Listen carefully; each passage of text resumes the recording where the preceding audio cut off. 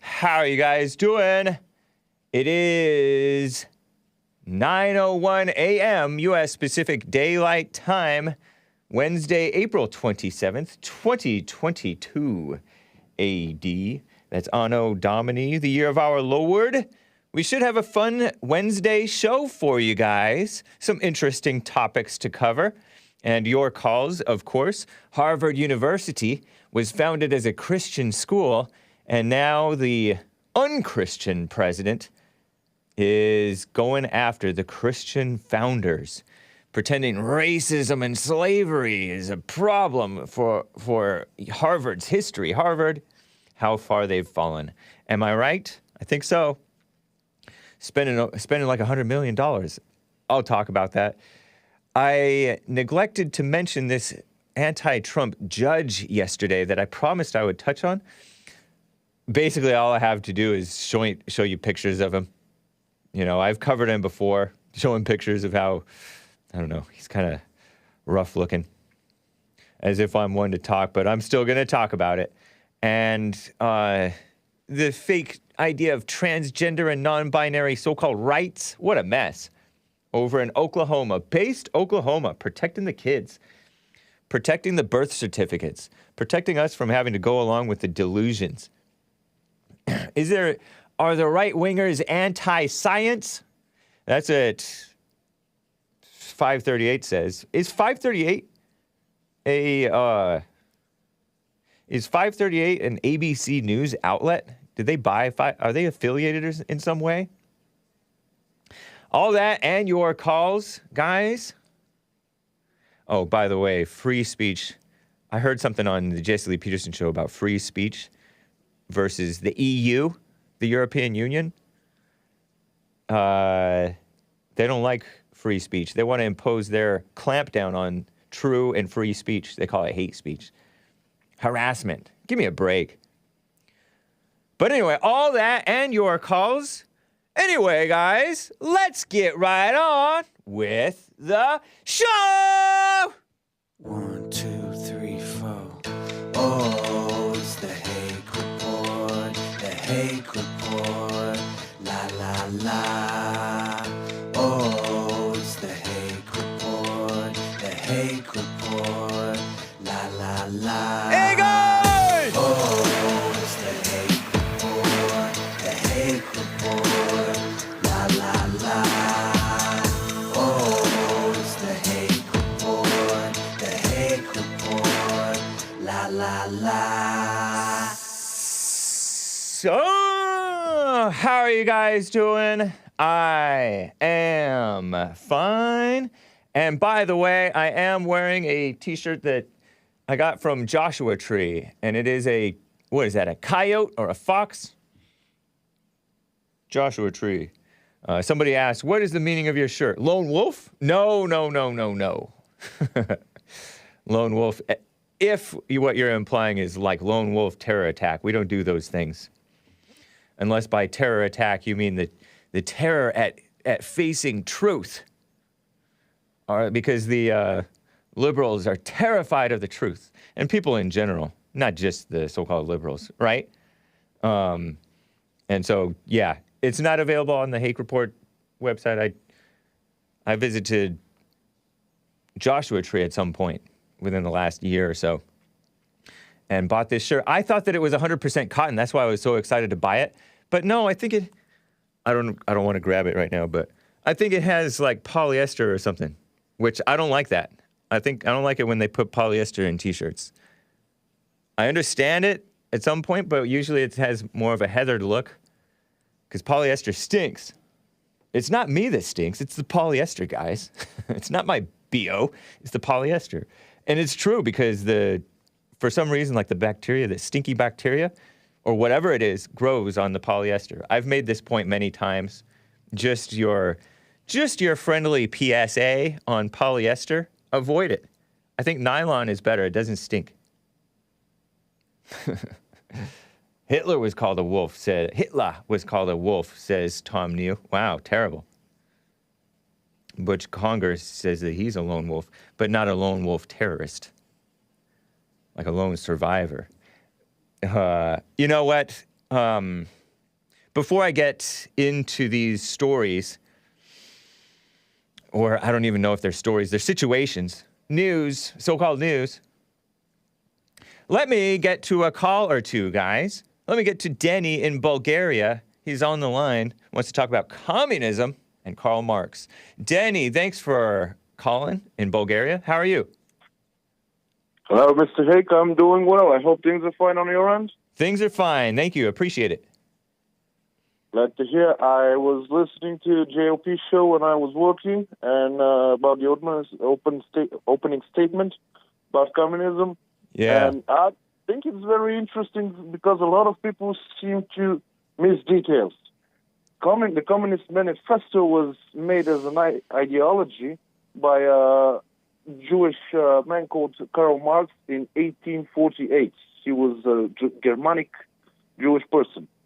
Okay. And later on, that a lot of people aren't aware of that, but the Germans and the Austrians actually used that, and they basically used. Lenin was a German agent. Not many people know that. He was German, huh? Lenin. He was not.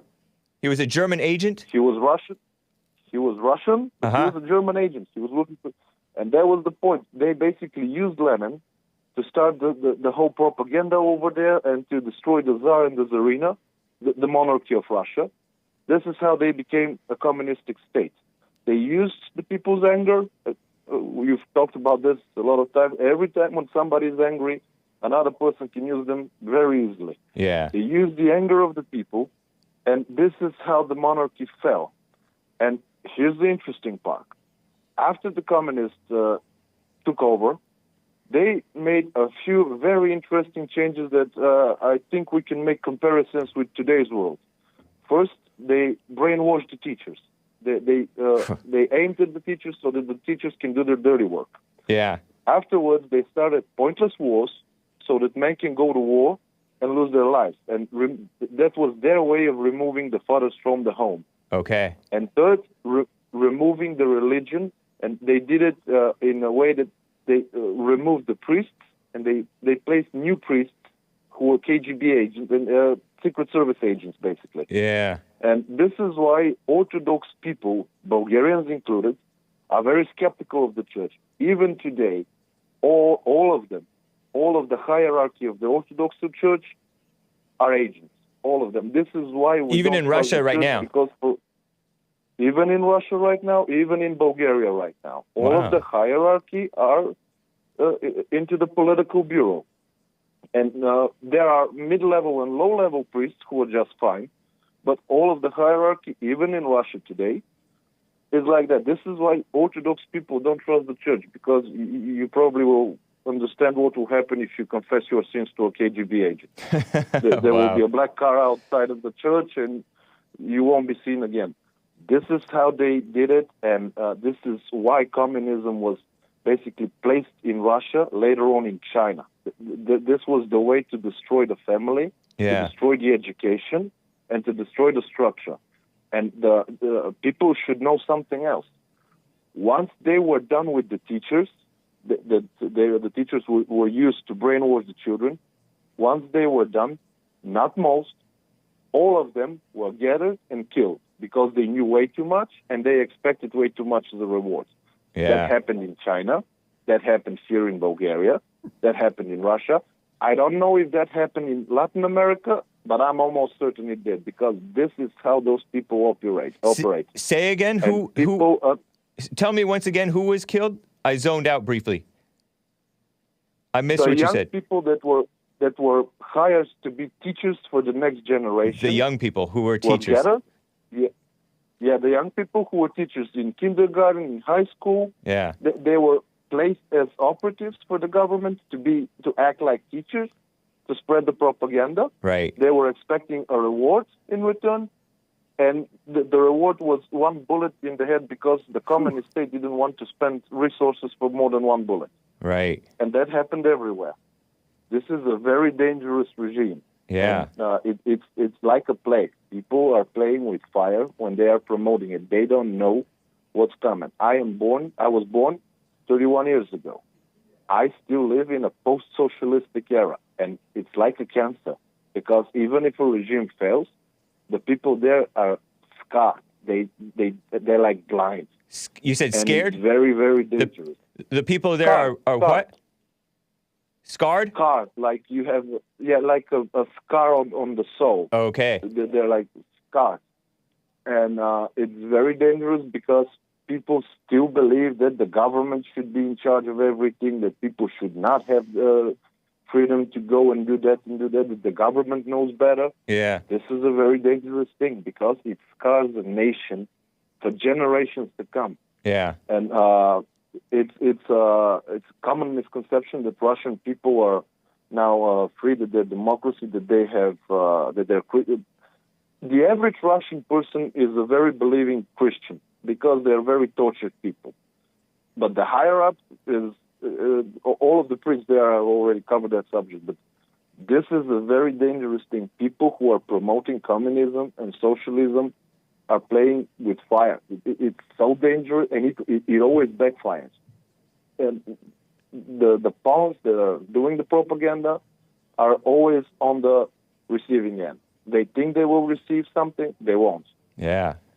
Man, I've heard similar things about the LGBTIQ people, the freaks, whom they use to kind of, I guess, divide and conquer or get people corrupted. The communists will use them and then just kill them off or throw them to the side or abandon them or whatever.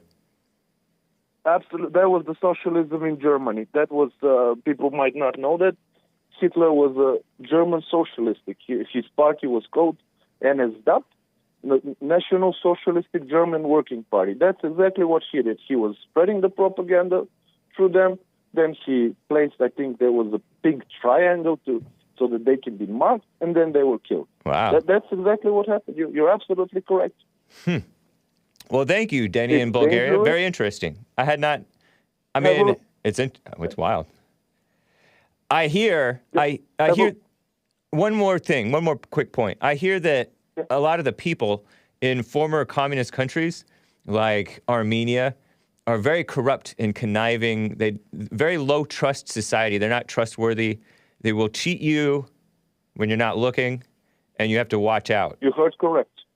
You heard correct. The same is applicable for Bulgaria as well. I mean, I know the people here, so it's difficult for them to cheat me. Because I've been here for all my life. And yet they consider themselves Christians, right? That's right. They consider themselves Christians. Right. That's the right thing. Yeah, they do consider themselves that way. Yeah. Wow. Well, thank you, man. Appreciate it, Denny. Have a remarkable day, Mr. Hake, and thank you for your show and for your remarkable work. Appreciate it. You as well. Take care. Goodbye, babe. Goodbye. All right.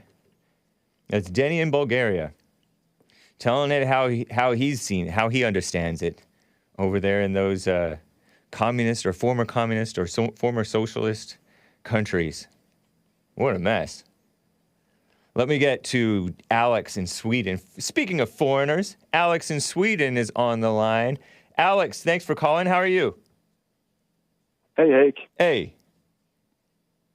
I wanted to ask you, before I ask the main thing, a couple of silly questions. I'm soon to turn 40.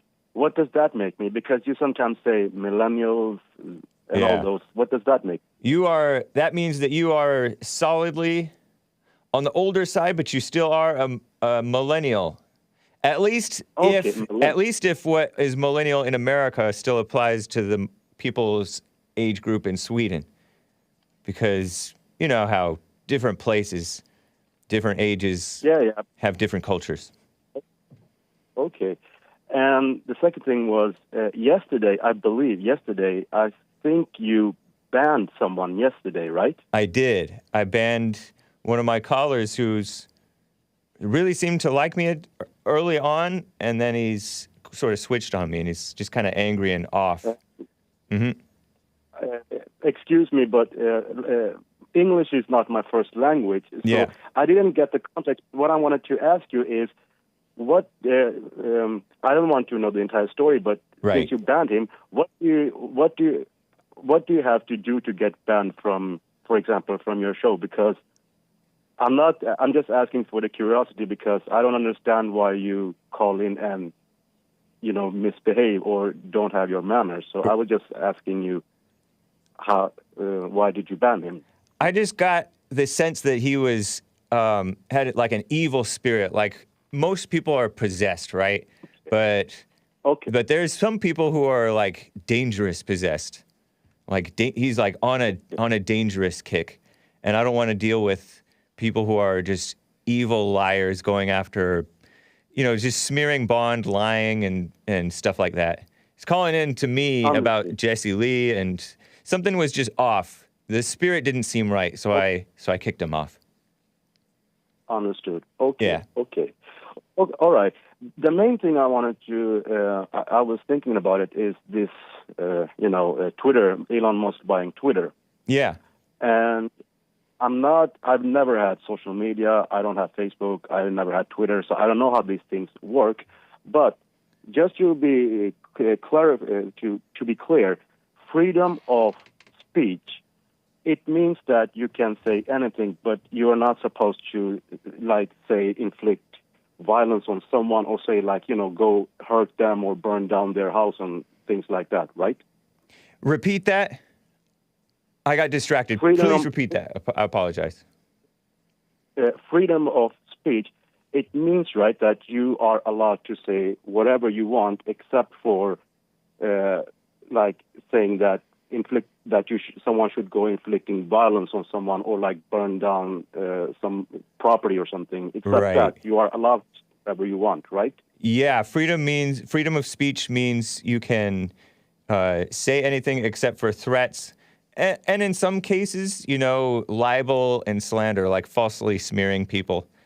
I don't think that should be considered freedom of speech, but yes, in short, you're right. Generally, because from what I see, I don't know much about this Elon Musk guy, but he seems to be for that freedom of speech on Twitter. And if he does what he says, and Twitter is a place where freedom of speech is done correctly, I think that eventually Twitter is gonna surpass Facebook. That would be nice. And I think in who knows what's going to happen, but I think that he's probably going to buy or get a lot of other behind him and buy up Google too in the future. It wouldn't surprise me. Thanks to the... I honestly don't see that happening, but I cannot predict the future, so I don't know. No, neither. It was just a thought, but yeah. I was thinking that if everything goes correctly, I think that Twitter is going to surpass Google or Facebook or whatever you want to call it. That would be amazing. Right now, Twitter is actually far, far behind Google and Facebook, I think. I don't think that anything's going to change there. I think, the user experience is going to be the same, but I think except for that you are now allowed to say your opinions and all that stuff. Yeah, I have some news related to that because they're trying to stop them from having freedom of speech on Twitter. We need to change the ownership of these companies. That would be nice, but we also need to change the culture. And that can happen with the new ownership, because it's freeing people up, freeing the slaves. But go ahead. No. I was just going to ask you one completely different thing now. Okay. Yeah, go ahead. Yeah. I saw your debate, this modern day debate with this Hunter, I believe. Hunter Avallone. Yeah, about systemic racism on this past Saturday. Mr. Hake, hats down to you. How do you have the patience to I was like, if that was me, I would thanks. I can't, it was like talking to a wall. How do you have the patience to talk to people like that? Well, I think it might be that I'm not trying to convince him, because I already know that he believes what he believes. And I know by experience that people are stubborn, including me.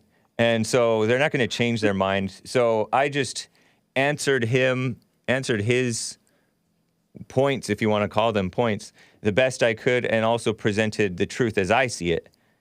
And so to me, it wasn't about how he was acting. And in all honesty, the way that he was acting didn't bother me. You know, people, maybe if I were an outside onlooker, I would be irritated at him, but dealing with him, I was not irritated.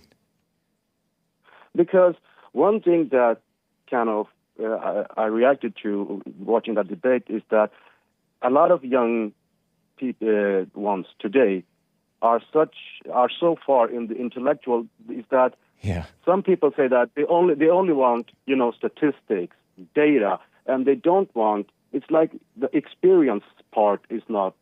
It's like if you say, because you were saying that he was saying all the time, can state your facts, where's the data, and you were like, look around you. Yeah. And he was like, no. And I'm like, why? I mean, doesn't that count? I mean, experience should kind of count in this too. Right.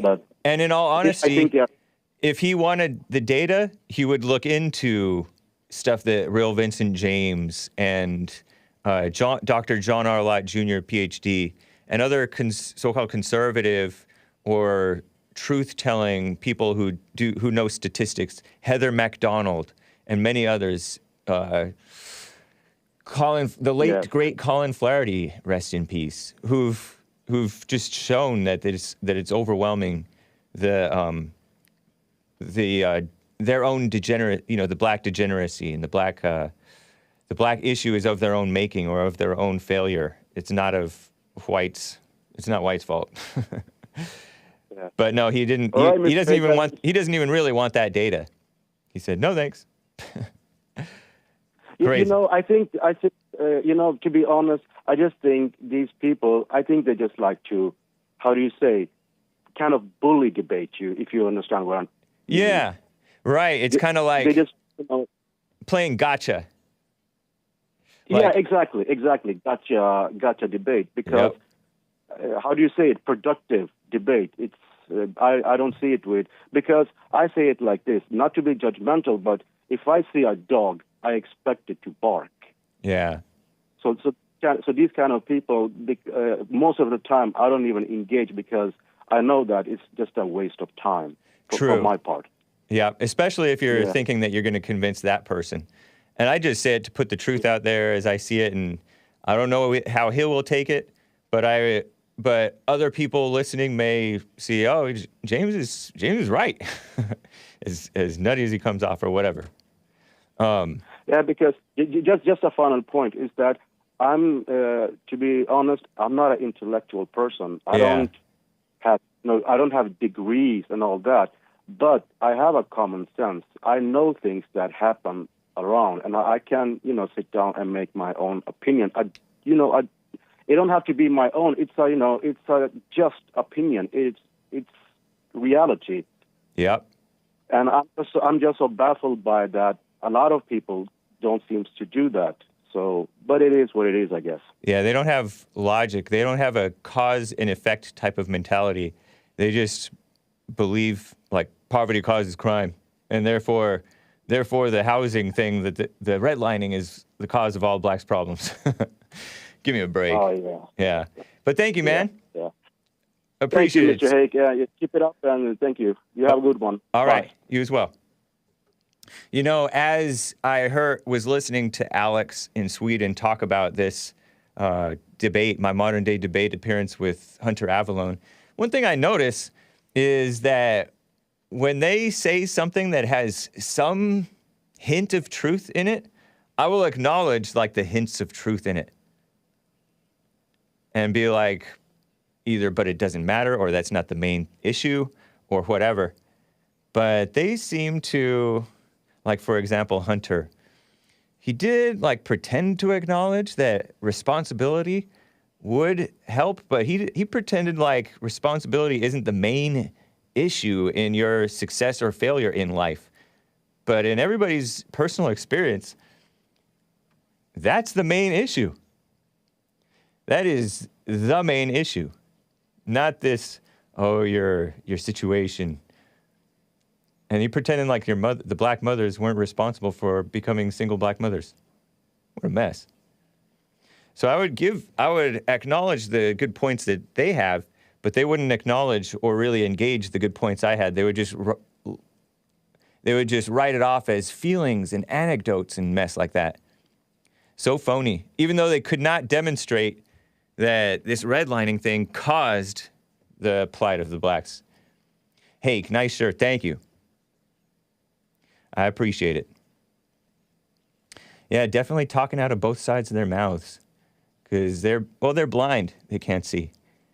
They just latch on to what the world says. The world says that the blacks are victims of racism. And that's definitely an issue or the issue. Causing their crime, causing their out-of-wedlock births. Racist policies. Systemically racist policies caused it. Give me a break. Got a super chat from Lin Yen Chin on streamlabs.com/The Hake Report. Lord Goodhair, ask Luca, the new age nut job and vegan. Whoa, I didn't know that about him. What vegetables you are missing. But I recommend more cucumbers in your diet. And do more slow stretching while paying extra attention to the effects it has on your breath flow and comfort. Well, thank you, Lin Yen Chin. Appreciate the advice. And actually, it sounded like a nod or an endorsement of Luca, the new age nut job and vegan, because you seem to think that I may good advice as to what vegetables I may be missing. Thank you. Yeah, I don't eat a lot of cucumbers. That's true. I hate pickles, by the way. It's disgusting. Lord Bibby 42 says Hunter is just a vile and nasty person. He lives off stats, but only looks at the end result. And he doesn't live off the FBI stats, crime stats, criminal victimization stats. Or if he does, he doesn't let on. He doesn't live by the real Vincent James found stats or the Dr. John R. Lott Jr. analyzed stats or the Heather MacDonald analyzed stats. That's true.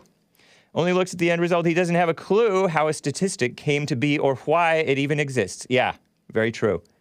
And he only looks at biased sources.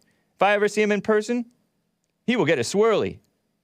A swirly, for those who may not know, for the Zoomers and Boomers, maybe the Boomers know, is when you force somebody's head into a toilet with their hair and you flush the toilet and the toilet spins and it swirls their hair.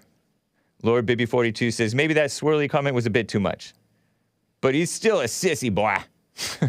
Well, thank you, Lord Bibby 42. Sorry, kids. Lin Yen Chin with another super chat on streamlabs.com/The Hake Report. Hunter was fixated on slanderous misrepresentation of your notion. Female-minded. Yeah, that's true. He kept on calling me female-minded by using common sense and talking about common experience that people can understand and see as true for themselves and relate to as true in their own lives, as well as the lives of the blacks whom they pretend are victims, or Hunter pretends is victim. Victims of anybody but the black females who raised them, right? Using female-minded as a metaphoric baton to bash you into submission, but she failed. She being Hunter. Lin Yen Chin is calling him a she. Hunter doesn't deserve her moderately pretty wife who is more Ma-Lee than her. Molly. Mama Lee? More M-A space L-Y. Mama Lee. I'm not sure. Thank you, Lin Yen Chin. I don't know. I think they make a nice couple, but what a mess. Nice is not good. Very true. Thank you for the super chats, guys. Shout out to Odyssey as well. I am live on Odyssey, ODYSEE.com/@The Hake Report. And also to the Facebook crew. Nice. We are at the bottom of the hour. Before I get to more calls, I have to finally I don't want to split my infinitives. I have to get to Harvard finally. Not that I want to go, right? The far-left female-run outlet The Skim says Harvard University is trying to make amends. For what? Slavery. Give me a break. Give me a break. They should pay us.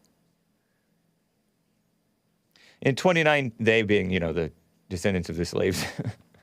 In 2019, University President Lawrence Bacow, B-A-C-A-W, who is not a Christian, I think he was born to like a Jewish parents, came here in like World War II. What was he? I forget what he was, but I looked into him just a little bit. Lawrence Bacow, B-A-C-A-C-O-W. If you wouldn't mind looking up Lawrence Bacow, I wonder what he looks like, just out of curiosity. It's kind of nice to visualize these people or to see them if you're watching the video feed. B-A-C-O-W, Bacow, Lawrence. 70-year-old male. Not a Christian, though. And this is at Harvard University, a formerly Christian college. Called for a formal review of the school's racist past. No such thing. Now we're getting the findings. Staff. Back in 2019, he asked for that. And now he's got it. And now listen to this. Staff and faculty enslaved more than 70 people in the 17th and 18th centuries, 1600s and 1700s. For years, a large part of Harvard's founding came from men who enslaved people. Oh, the horror. Give me a break. It's good to enslave people back then. It's like, that means that you know how to run stuff.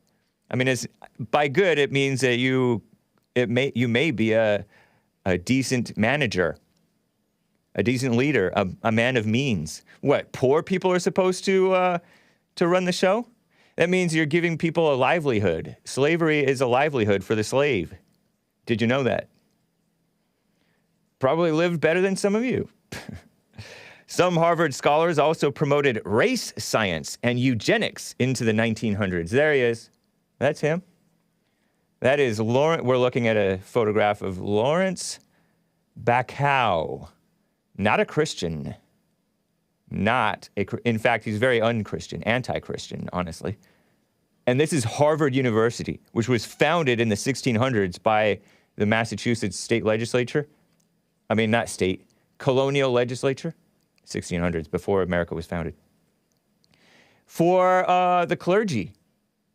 A school for preachers, to build up preachers so that they know, they're able to read and stuff like that. He wrote a $100 million check to address, after finding out that there were 70 slaves associated with Harvard slave masters, Harvard staff and whatever, faculty, slave masters.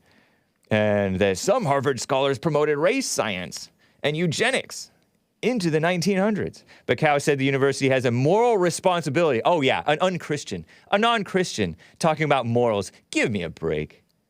To address its past. The money will be used to address the report's recommendations, including providing educational and other support to descendants of those affected. Yeah, the descendants of slaves, like they're so affected.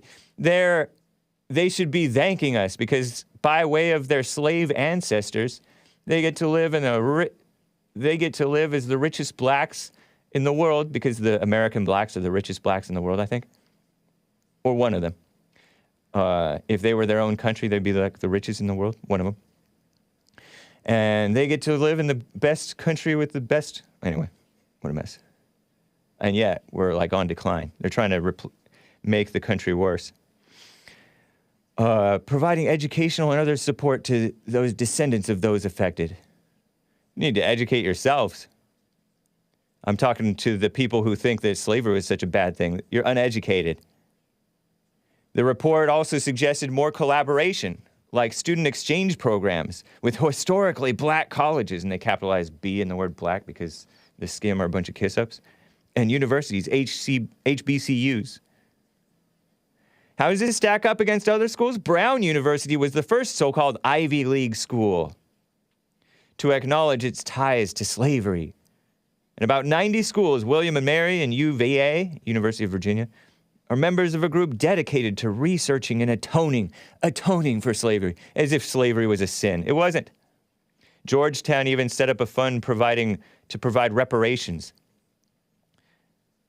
I argue that the slaves who were freed were better off than had they been left in Africa. That's what I argue. Christians get to live near the whites who are, at least at that time, were sensible people. The U.S. was built in part on the backs of slaves, says this skim. No. And its legacy has left a stain. Wow, are they calling blacks a stain? For more than 400 years. They said 400 years, and to this day, including in higher education. This stain of fake resentment. To this day! Now Harvard and others are trying to right their wrongs. Give me a break. Pathetic. Is Hake educated? I'm getting educated. Educated in the school of hard knocks. Educated by hearing the truth through JLP and others. Yeah, I went to college. I don't consider that much of an education. Yeah, I graduated. Got my BA, my AA, my AS. But those aren't wild. Those aren't big. That's not true education. Education brings forth your brightness, right? Nothing like work to bring forth the brightness. Oh, by the way, another quick super chat before I get to William in California. Linya and Chin gave a super chat, and I saw his chat too. And I guess he pasted it here into another super chat. No such thing as atheistic. Stop saying that. Bill Lockwood level false conjunction. The word is atheist. So atheist is both a noun and an adjective. You don't have to add the IC.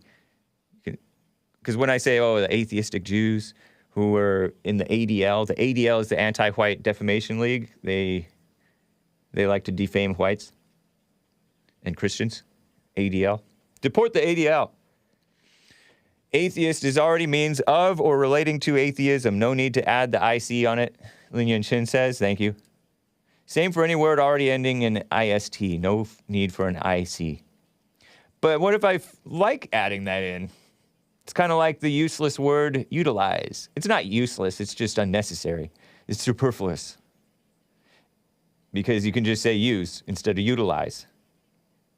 If you ask the English major grammar Nazis. But thank you, Lin Yan Chin. And also, Lin Yan Chin jumps down people's throat when they say deaths. Lots of death. Dude, stop rubbing your face. I feel like one of my eyebrows is... Anyway, never mind. Let me get to William in California. William, how are you doing? Hey, man, how you doing? Fine, thank you. Good. I was just fixing my coffee, and I heard something, one of your callers, and I don't disagree with him at all. I think it may have been Denny. Something came across my mind when it seemed like you almost was getting ready to say, when he was talking about the freedom of speech, somewhat like at what cost. And something came across my mind, slavery. You know, they were freed, but at what cost? Right. And it seems like this generation has all of the educational, technical sense, a lot of data, and a lot of smart things to say, but they lack the experience. Yeah. They weren't there. True. You know, and I had second thoughts on this professor that we were talking about a couple of days ago. You mentioned she was 55. Yeah. Okay. 55-year-old. She's a 55-year-old now receiving a valedictorian honor from her high school. Yeah, I mean, we were talking 38 about, years later. Yeah, 55 years old, and she's claiming that she was discriminated against. Now, after I got off the phone with you and thought about that, I said to myself, that is absolutely 100% a lie. Because if she's 55, I'm 61, that means when I dropped out of college, she was coming out of high school in something like 84. Right, 84 was the year of her graduation. Oh, whether high school or college? High school. Okay, that's correct. Yeah. Okay, so that means somebody 3 or 4 years younger than me enters college. Pay attention to this. And you say you were discriminated against. And you're 5 years younger than me? Yeah. And that's Springfield, That's a Illinois. lie. Springfield, Illinois, she's claiming this happened. That's completely a lie. Why do you say it is? Completely. Pardon me? Why do you say that it's a lie? Nobody my age knows anything about being oppressed. I'm Yeah. 61. Nobody. You know, I think that it was in her imagination. It was just she was racially profiling the whites as discriminating against her because she was black. Again, we got all of the educational, technical sense in the world, but you do not have the experience. Yep. I think goes you're right right. back to what you said about the Twitter and all of that. You know, this generation, they have all of the technical stuff, the data, the computers to look up all this stuff and then pick and choose which one applies to them. And you're smart enough to look all this stuff up, but you did not have the experience. Yeah, I think that's true. These people just want to. They dream up. They imagine. They project racism upon the people She who they wasn't interact even with. that big of a deal. Nobody heard of her, Hake. Nobody ever heard of this woman. Yeah. But then if you notice, they brought this out within the system, within Right. their educational system, and they just dragged this woman out because she happened to be black at that school. Yep. The rest is history. I think it's phony. I think And so too, man. 55, you are lying. I'm sure there's some listeners that are older than me, and they would tell you, no, you did not. You did not experience what somebody experienced in 1890. She was a popular, according to the story, she was a popular, what is that? What are those women? Cheerleaders. She was a popular cheerleader in high school, according to her. And then she was awarded top student alongside another, like a white student, purportedly. But supposedly she beat out that white student, but they didn't use the term valedictorian that year only, according to her. And she held on to that. Yep.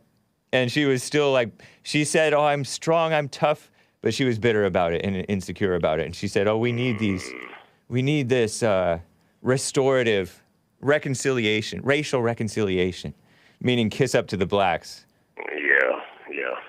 It's insulting. Anytime you hear a that, man. Yeah, it is. It is. Anytime you hear some whites taking up for blacks, you just walk away from that. Right. Because they're not there for your best interests. You don't need anybody to stand up for you. Yeah, it only makes wise blacks despise the whites more. For some reason, that's a tongue twister for me. Yeah, I think it's adding gas to the fire when you do that. Right. Because you're validating their behavior. Yep. And which their behavior is so bad right now, based on what the black woman, and see, they get bent out of shape when I say this, but I'm sorry, it's just the truth. You guys were the ones who raised all these little, you know what? Right. You guys raised them. The brothers were not in the house with you. Yep. You raised them by yourself, and their attitude and their behavior is off the chain. You know, you can't. Now, when you say this to them, they get bent out of shape, and the first thing they're going to say to you is, "What about the whites?" And your response is, "We're not talking about them." Right. You brought up Then the you go black right back. victimhood. Yeah. Yeah, and it's like, well, what about the whites? Or do you love white people? I love everybody. It's like a weak excuse to not, Yeah. True. Well, thank you, man. Appreciate it, William. Okay, Nice to hear man, from you have a good day. You as well. Take care. Bell Curve says, I was valedictorian by so big a margin, there was no question who won. Something, oh, wait. That's what real clever people do. They don't complain 30 years later. He used a word that Jesse uses because Jesse's from the country. A B word. They don't B word about it 30 years later. But I don't use it because I was trained to be more like too delicate with my words. Anyway, let me get to Joe in Phoenix, Arizona on the line. Joe, how are you doing in Phoenix? Good morning, James. Morning. Well, as we discussed many times, slavery was an awful, terrible evil. It was not just some okay thing for some people and not for some others. Why do you say that? People were brutalized. People were chattel. They had no rights.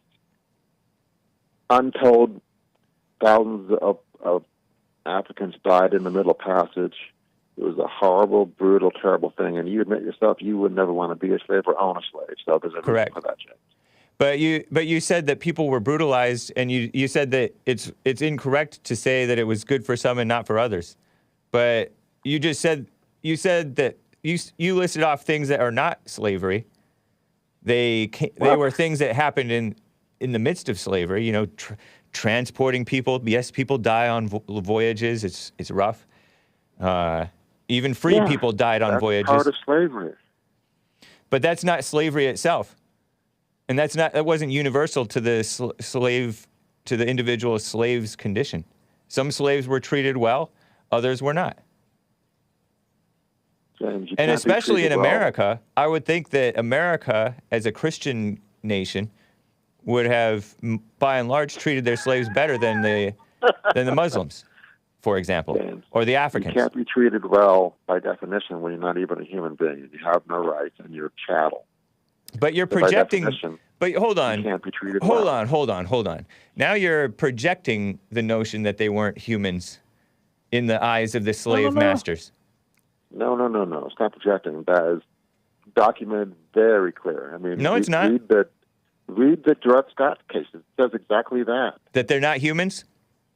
That a black man has no rights that a white man should ever respect. That doesn't mean they're not human beings.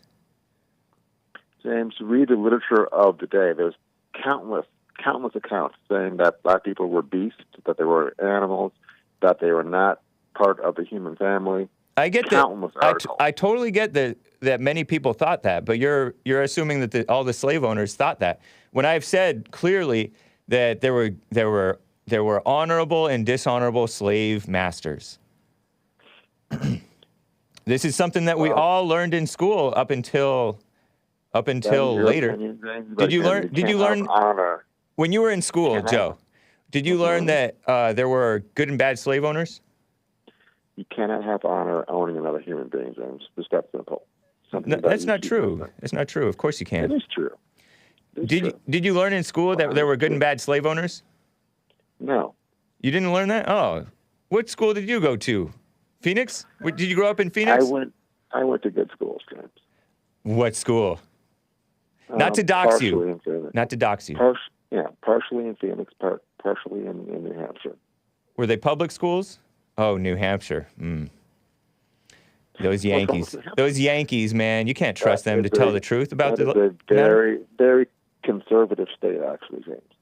I know, but they're not. They're anti-South, I bet. New Hampshire. No, there was no anti-South sentiment there. No. Sure, politicians. Let's see how Chris Papas, Democrat. Ann McLean Cluster, Democrat. Doesn't sound very conservative to me. I know it might have been different. I know it's the whitest state, supposedly, in the top 3, I hear. But let's see. In the 40s, they had a Republican. Then they had a Democrat in the... Wow. Okay. But Republican and Democrat was different back then. Are you looking at governors? Is that what I'm just talking about representatives and the politics, man. Well, one thing William just said is that we can actually agree on is that single moms is one of the biggest problems, if not the biggest problem, in poor black communities for 100%. Would you? Did you happen to catch my debate on Modern Day Debate about systemic racism with Hunter Avallone on Friday? It was Friday, not Saturday, guys. No, I missed that. Do you ever catch my debates? Out of curiosity, just curious. Well, I've called into a couple, if you recall. Well, those are ones that when I'm hosting on my own show. Yeah. But I was just wondering if you ever catch the ones on like Modern Day Debate that I appear on, or Hippy Dippy. No, James. Despite your claims, I don't follow you and Jesse around. All right, man. That's okay. I'll forgive you. I'm playing. I don't have to. forgive you for that. You totally have the right. But no, it's ridiculous. There were clearly good and bad slave owners. You can be an honorable man and still own somebody. What's so wrong about owning somebody? There was slavery in the Bible. And people say, the slavery in the Bible is different from the chattel slavery. Human beings are not chattel. Huh? That's why. Human beings are not things. They're not chattel. I think we're more chattel than you realize.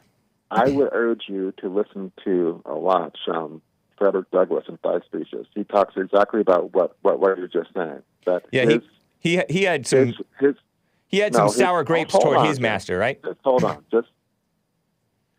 His master was considered, to be a Christian man, a very honorable man, and in Maryland, slavery was considered to be one of the more moderate states. But yet he describes absolutely brutal beatings and whippings and just horrible, horrible, horrible treatment, James. So I would urge you to do some more study on that. And again, I think you know deep down, because you wouldn't want to be a slave or own a slave, that it was a horrible, terrible condition for everyone. It's not ideal.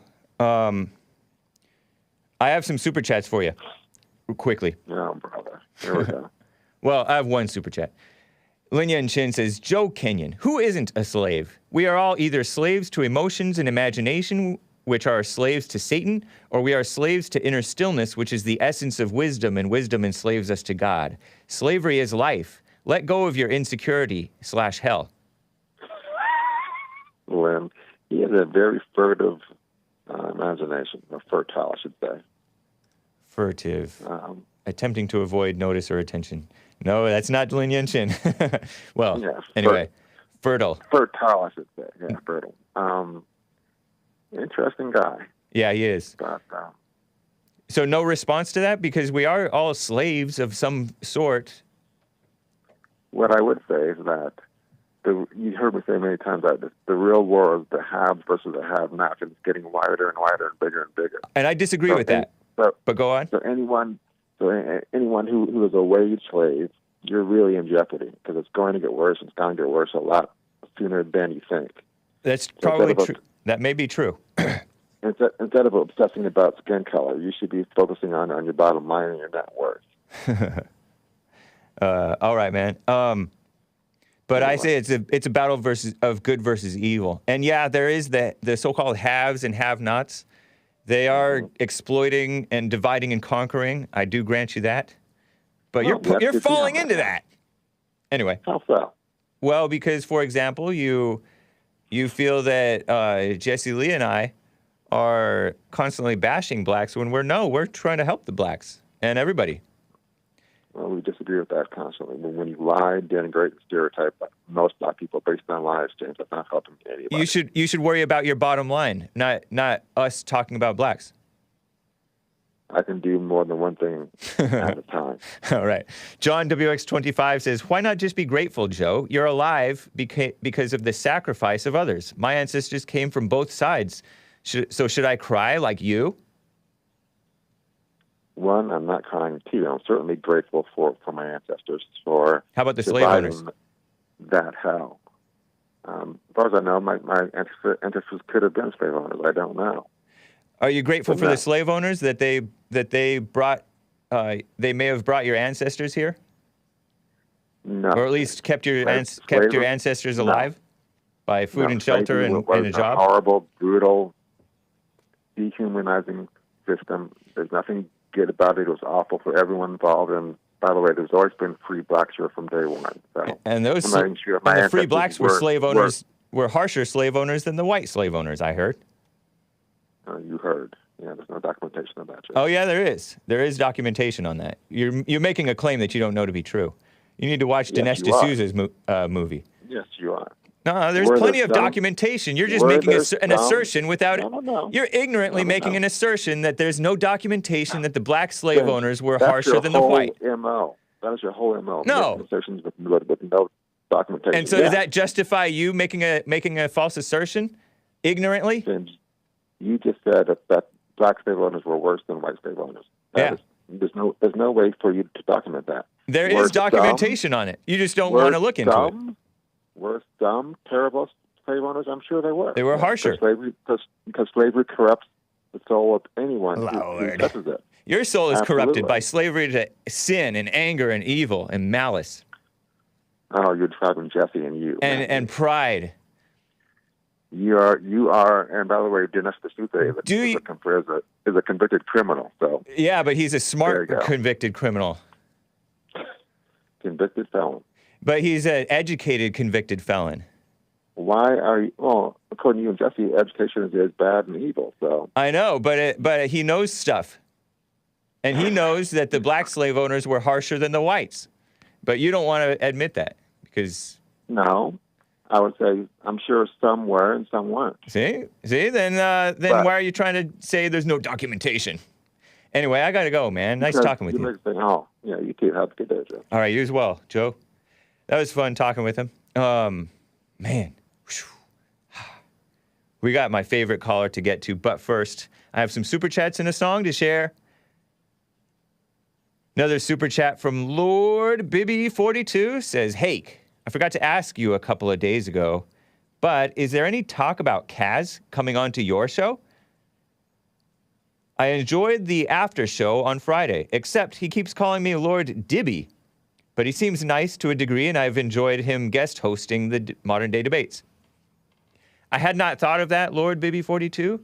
I may consider it. I appreciate it. Having Kaz, also known as Factitionalist. Factitionalist Network is his YouTube channel.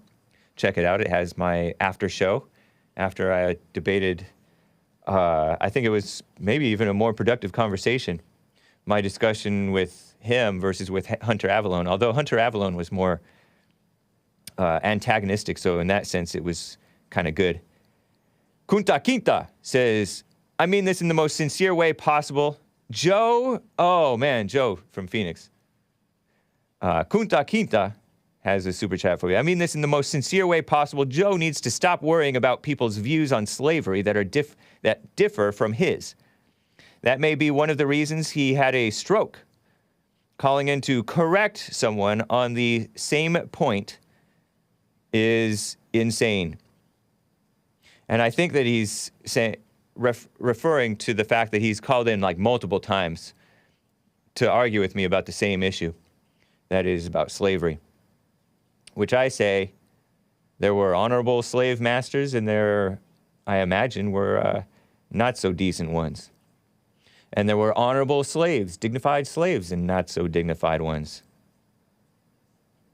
Some of the worst ones are like honored and respected today by people who are not honorable or respectable. I'm going to get to my favorite caller after the top of the hour, but we are getting close to it. That is close to 10 a.m. here in Los Angeles. So I have to share with you some Frog Eyes, guys. How about some Frog Eyes? This is the 2003 album, The Golden River. This is track 8. This might be my favorite song on the album besides the first song, which the first song is 1 in 6 Children Will Flee in Boats. That was my introduction to Frog Eyes, and I loved it. It's a great song. But this is Soldiers Crash Gathering in Sparrow Hills. And it's so dramatic. I love it. I don't know how anybody could hate Frog Eyes. Well, maybe I can. Enjoy, ya musical Philistines. Press mute, ya musical Philistines. Or grin and bear it, ya musical Philistines. And I'll be right back for the rest of hour 2. Hang tight. Soda for popping soldiers with their eyes. La, la, la, la. Everybody gonna wake up with their eyes. La, la, la, la,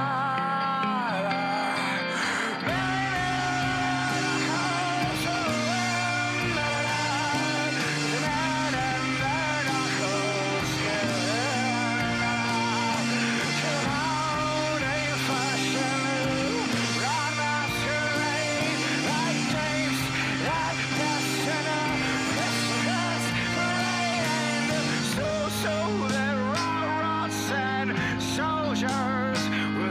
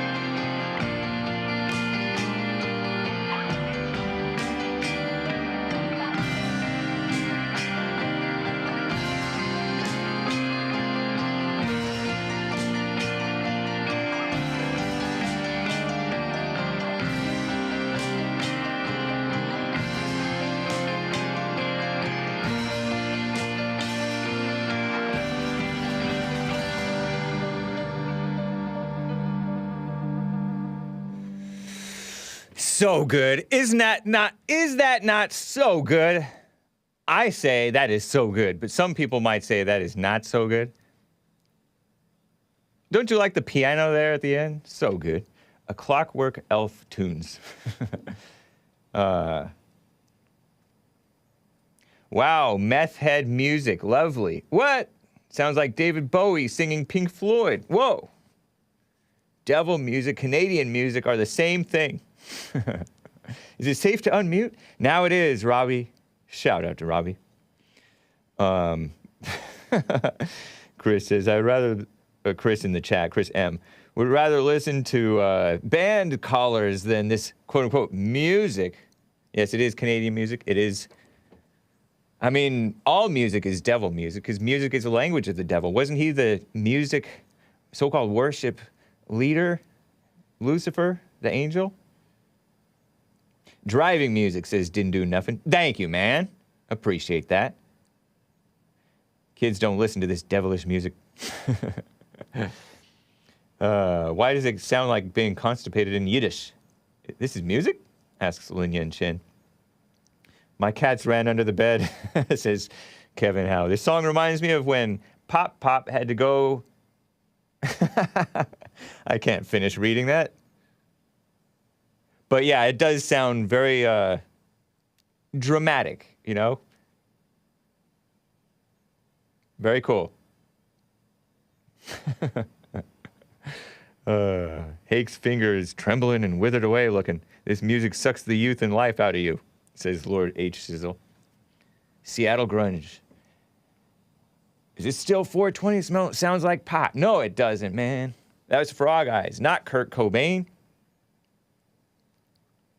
Well, thank you guys for bearing with me through that wonderful music. In my opinion, it was great.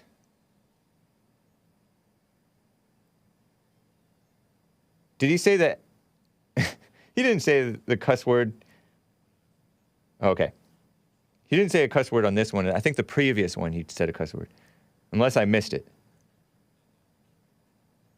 But anyway, I appreciate you guys, again, bearing through that with me. It was an excellent song.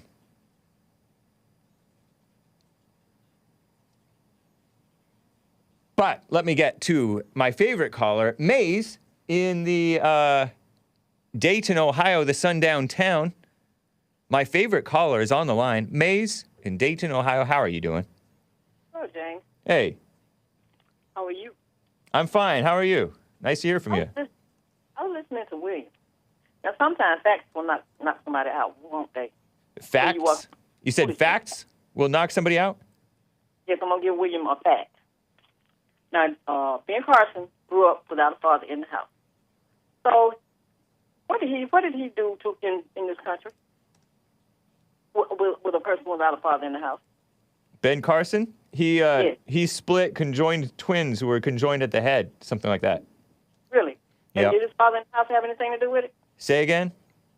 Did him being in the house with his mother, or his father not being in the house, have anything to do with it? Yeah, he had a lot of anger. He even tried to go after his mother with a hammer, according to him. So he did have problems, but thankfully his mother thought somewhat like a man and did not take welfare, and she did not take excuses, unlike many black females. So And where'd you get that fact from? he says it in his book, I believe. I'm saying you, like many black females, do not take welfare. Because guess what? There are many black females who take welfare. What the heck? Welfare was not meant for black people. Yes, it was. Give you that one. Yes, it was. Yes, it was. Give it to me. It was, too, meant for black people. It was not. Yes, it was. I'm not arguing with you. I'm just giving my opinion. Well, now, it's a false opinion. So y'all get kind of like devilish when somebody give you the truth. But you're not giving us the truth because because blacks take welfare more per capita than anybody. No. Yes. No. Yes. Prove it. How? How? Look at how frequently compared to their population they take it. Duh. Really? Yes, Compared really. to population. Okay, if you say so, James, in your opinion. It's a fact. I have no opinions on this. It's a fact. Yeah, that's an opinion. No, it's a fact. It's the truth. Okay, prove it. I don't have to prove it. And not just lip syncing. But then Blacks don't care if you prove it. They don't care. You don't care if I prove it. I have two more things to ask you. Yeah. This is about Easter. So how in this world would we have two Easters? We had one Easter one Sunday, then this past Sunday we had an Easter. So why could we be having two Easters? Because the church was divided. So the Orthodox people celebrated Easter on yesterday. 2 days ago. So if he died for your sins, he died twice? No. Easter is him rising again, Maze. Duh. So did he rise twice? No, they just celebrated it.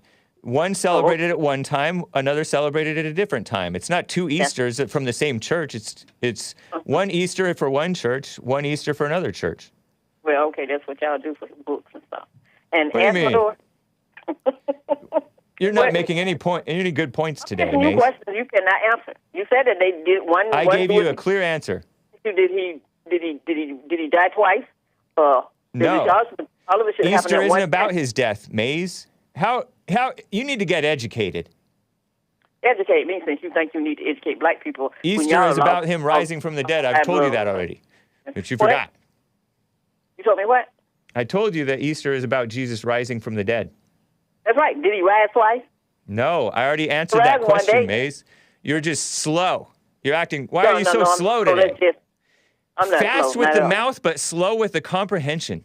Mm-hmm, yeah, right. Slow to listen, quick to speak. You were slow. Can I get? So you want to distract? Did you know that the Bible says, God's law says, everyone should be quick to listen, slow to speak, but you're quick to speak, slow to listen. What the heck? God law was left for everybody to follow, not just one side. Why are black women so backwards? Are you black? Excuse me, James. Are you black? Go somewhere else. Stay on this road. Are you black? Mic check. 1 2 1 2. Are you black? What? Are you black?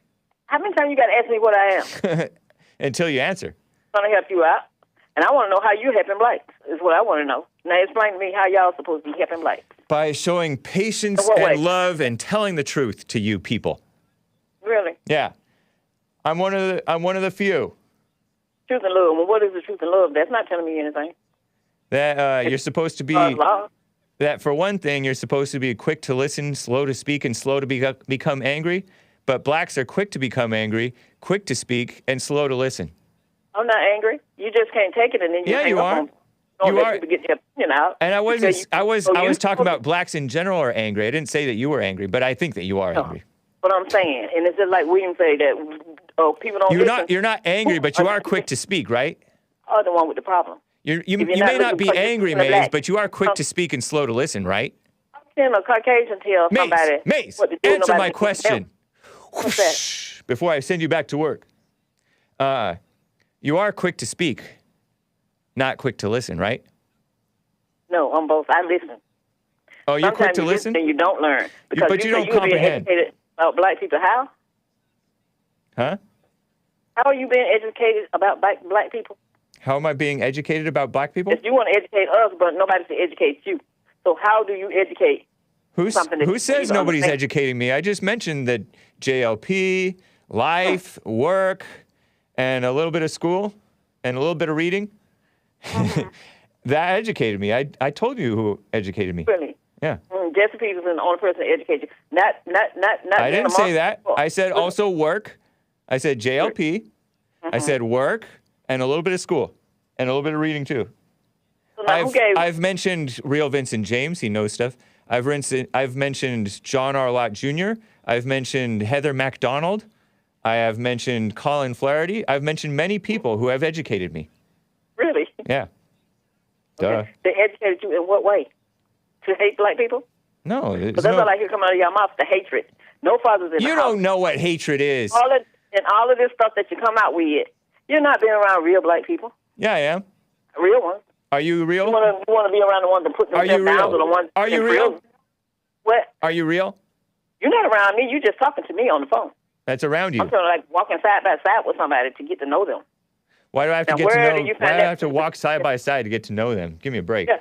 And doing out of the overflow of the heart, the mouth speaks. So I know you people. Really? I know you tell people. Me that. But all I hear is when you say you're trying to educate them, and I'm asking you how.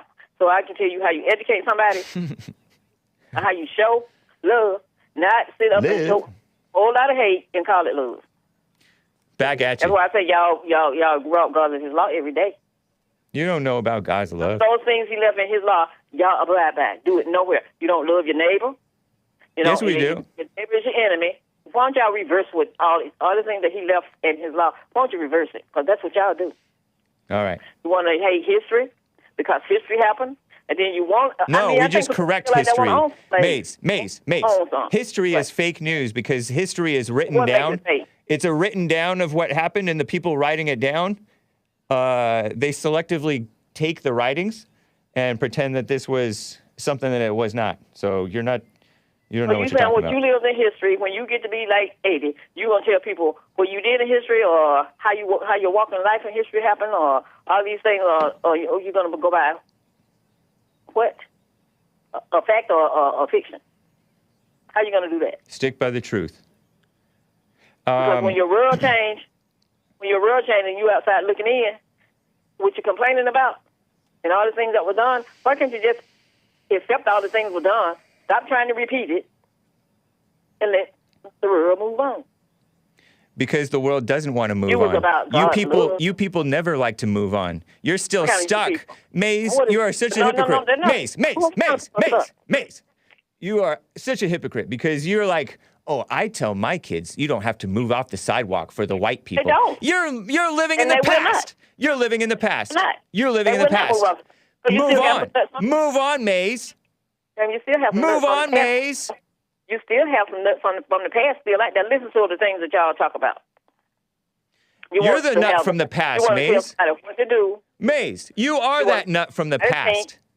You want to tell people how to think. Maze. Like on the plate. Maze. You are the nut from the past. Well, you can. It's not the white racists who are your problem. It's you yourself. No, your problem. I got some super chats. Well, we should tell black people what they need to do. And black people laughing at you. Like, really? Yes, really. Really? Yes, really. Really. How can they tell somebody what to do? And look what they're doing. Give me a break. Maze, I have some super chats for you. Brandon M. with the super chat says, welfare as we know it was started during the Great Society and War on Poverty program in the mid-1960s. Welfare before that was a community issue mainly orchestrated by the local churches and communities. So it does correlate with the blacks. Yes, it was started for the blacks nationwide. No, it was not. Yes, it was. Yes, it was. Brandon M. is more of a resident historian than you are. Yes, he does. No, Brandon M. knows what he's talking about. You don't know what you're talking about, Maze. Brandon M. has no facts. Yes, he does. He's It's a just talking fact. to be talking. He just listed off 3 different facts, and you don't know what you're talking about. I'm trying to run, James. No, you're trying to run. You're accusing him of not having facts. Typical black, just presented with facts and then just be like, no facts. Always tell everybody La. That's Maze. Did you go back to kindergarten? No, that's you. I'm imitating That's you. what it sounds like. When I ask you, why do you think you have to tell everybody what to do? I don't think I tell everybody what to do. I said, why do you all think you all supposed to tell everybody what to do? Blacks are trying to tell us what to do. You're never supposed to correct it. Give me a break. That's a ridiculous question. No, it's not a ridiculous question. Yes, it is. You call in every day. Every day that you call in, you tell us. I don't call you every day. I call you. I know, but every day that you call in, you try to tell me what to do. I'm not telling you what to do. I'm asking you a question. Nuh-uh, you got to look at yourself. You have to return to God's law. I didn't ask you that. I asked you, why do you all I didn't say you ask. You tell. You tell us what to do. Stay at home with the children. Uh-huh. You got to tell her she can't have, if she don't want to have babies, y'all are in the way. So why do y'all think that y'all got to tell people what they need to do? And you're not doing right yourself. You don't know us. So that's what, in your second, that's a fact. You don't even know what right is, Maze. Okay, right. Yeah. I have another super chat for you. Maze asks Lord Bibby 42. Why do you have these children asking me questions? I like to talk to people, not somebody typing you reading it. Okay, well, do they have the galls you don't want to answer. You don't want to answer the super chat? Oh, sure, I can. Okay. Okay, then be quiet and listen. Lord Bibby 42 says, Maze, has a CWP, Caucasian white person, ever edumacated you? Do you agree with anything a CWP has ever said, you POC? No. Are you a POC? His kind. So your answer is no. You don't agree with anything a CWP has ever said? I didn't say that. He asked that anyone ever educated me. I said, not his kind. Because the kind like the one I'm listening to every day. Have you ever been educated by any Caucasian white person, CWP? Oh, yes, one have. Plenty All of right. them. So that's a I've yes. educated them too. Do you agree with anything a CWP has ever said, you POC? Yes, I have. All right. So her answer is What's yes. wrong with that? Lord Baby 42. What's wrong with agreeing from somebody that makes some sense and doing stuff that's right? Nothing. He would want you to agree with a Caucasian white y'all person. Did that, y'all make specifically y'all life Hake. And walk around blaming people for your problems that you got within your mind. Because it's all within your psyche. Single mom. Somebody is trying to do something to you. Are you making a real point, or are you just trying to talk over me? And creating stuff. What? I'm not talking over. A third super chat for you. Single mom asks, Maze, are you from Virginia? I hear an accent occasionally. No, I'm not. All right. You're from Ohio? No, I'm not. I just reside there. Oh, are you from Alabama? I'm from the same place Jesse from. You're from Alabama? Yes, I am. Okay. Are you surprised? And I saw a lot of stuff that he's not even giving you as facts. He's giving you what he wants you to have. JLP, he gives us the truth. Why don't you take a stroll through the place and find out for yourself, since you want to educate people to how they do and the things that happen there, like that governor that they have that don't have a good mind that shouldn't be in the place she's in. Alabama governor? Yes. Kay Ivey? Yeah, I don't like her. I mean, I like her, but she's 77 years old. Like or dislike, but when people doing stuff that don't make no sense, they need to be called out, and y'all need to stop trying to put them under the cover and act like it don't happen. What'd she do that doesn't make sense? Nothing. She hasn't done anything that makes sense. No. I don't even know how she made it in the job she got. Really. Yeah, I agree. Women should not be running the show. Women can't run a show because women were running the show to put the population on this earth. They run it into the ground. Yeah. Mm-hmm, you're right. Thank you, That's Maze. What y'all afraid of women. Women not doing anything to y'all. It's not about fear of women. It's about the fact that they bring terror upon the earth when they run the show because they don't belong running the show. They don't know what they're doing. The queen over there, she's been running stuff. Running it into the ground. Look at her grandchildren. They're a mess. Oh, why do you dislike our grandchildren? I don't dislike them. They're just a mess. Okay, maybe I dislike them too. I dislike them. They are a mess. Anyway, I gotta go. Nice talking with you. That's what I was trying to say. When you're trying to teach somebody, be willing to learn too. Maze, your voice is grating on my ears. And if it's not facts, don't be. Maze, I gotta go. Nice talking with you. Okay, you have a good one. You too. Bye. What a mess. Quiet. Peace and quiet. M-A-Z-E is truly her name, and it is a Maze. But she is my favorite caller. Thank you, Maze. I appreciate it. I thought she was going to bring up this Tracy Mears, 55-year-old black female, who was named valedictorian 38 years later, but she barely spent any time on that. She just went after William for talking about black mothers. What a mess. What else did I want to cover? Oh, okay, let's talk about the whites. Well, I don't know if this guy's even a normal white. You remember, I have some photos in the Don't Show folder under Arthur Engoron, I believe. I was going to cover this yesterday, and honestly, there's not much to say except for me to just react to how he looks. I have, too many pictures of him. I covered this yesterday in Hake News, Tuesday. Corrupt liberal, I call him corrupt, I don't know, but I call him corrupt. Liberal New York judge, I call him liberal, I assume, but I don't know, is holding Trump in civil contempt for failing to comply with document subpoenas by that black female affirmative action attorney general of the state of New York, Letitia James, failed gubernatorial candidate, because, it's a politically motivated investigation into our greatest president's company, the Trump Organization. This judge, Arthur Engoron, I believe is his name, said yesterday, 2 days ago, I think now, Trump will be fined $10,000 a day, $10,000 a day until he complies. And I've covered this guy on the Hake Report too. Look at him. Isn't that kind of rough? He kind of reminds me of Miracle Max in The Princess Bride. I know it's a Christian movie. It's not even a Christian movie. It's just good, clean fun.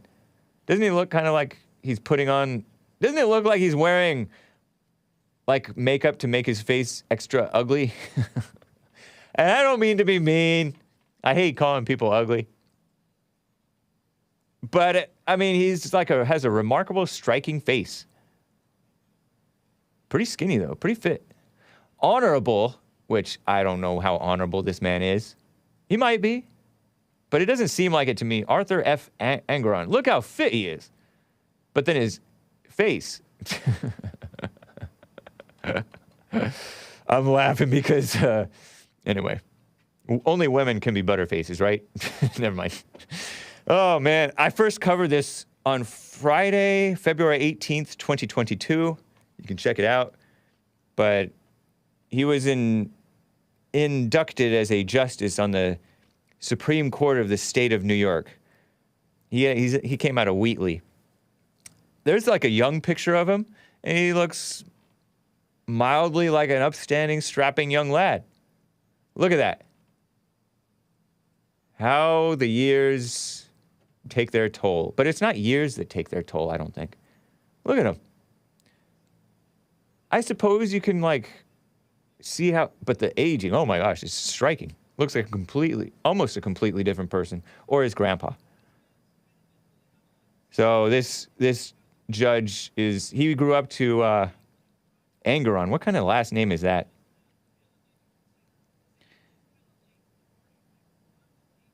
But that's rough. Pretty rough. Is that all the pictures? That's pretty much all of them. I did take some pictures with other, like, goofy lawyer types. Because he has siblings. One of them looks like Vladimir Lenin. You know Lenin? The communist Russian German asset, according to Denny in Bulgaria. There's a picture of him with, like, two guys, and they're his brothers, according to the caption. And yikes. Let's just go through it. Yeah, that's the one. Look, see the one on the right here?